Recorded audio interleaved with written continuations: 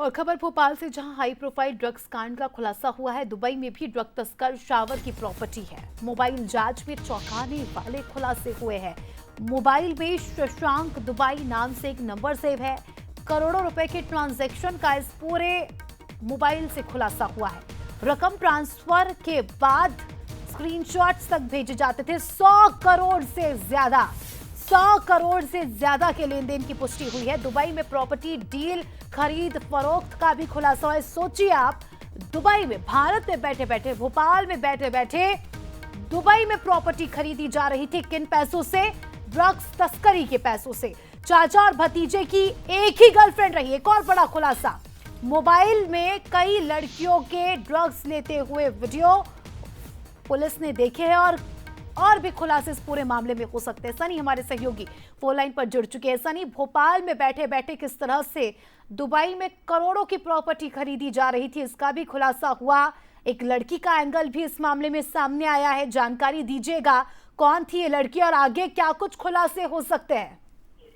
जी बिल्कुल, high profile drugs कांड में अब एक के बाद एक चौंकाने वाले खुलासे हो रहे हैं। ड्रग्स तस्कर शावर मछली की प्रॉपर्टी अब दुबई तक पाई गई है। मोबाइल जांच में कई बड़े राज सामने आए। शावर के मोबाइल में शशांक दुबई नाम से एक नंबर से मिला है। पिछले 7 महीनों में अलग अलग खातों में करोड़ों के ट्रांजैक्शन हुए हैं। रकम ट्रांसफर करने के बाद व्हाट्सएप पर स्क्रीनशॉट भेज जाते थे।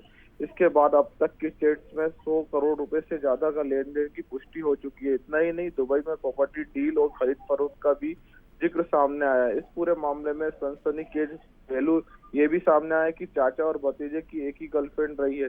भतीजे यासिर ने क्राइम ब्रांच को बताया कि उसने चाचा से ही लड़कियों को ब्लैकमेल करने के तरीका सीखा है। जांच में यह भी सामने आया कि शावर और यासिर के मोबाइल में लड़कियों के ड्रग लेते हुए वीडियो भी सेव हुआ। उन लड़कियों की जो है क्राइम ब्रांच पुलिस जो है काउंसलिंग कराई जा रही है, काउंसलिंग करा जो उनसे पूछताछ की जा रही है। अब देखना कि इस मामले में लगातार जो है चौंकाने वाले खुलासे हो रहे हैं। सनी, हम ये समझे कि ये लोग पहले लड़कियों को फंसाते थे, उन्हें ड्रग्स का आदी करते थे और उसके बाद इन्हीं लड़कियों का इस्तेमाल करते थे ड्रग्स तस्करी के लिए। और भी बड़े खुलासे हम कह सकते हैं कि इस मामले में आगे हो सकते हैं। आप अपडेट देते रहिएगा। फिलहाल आपका शुक्रिया जुड़ने के लिए और जानकारी के लिए।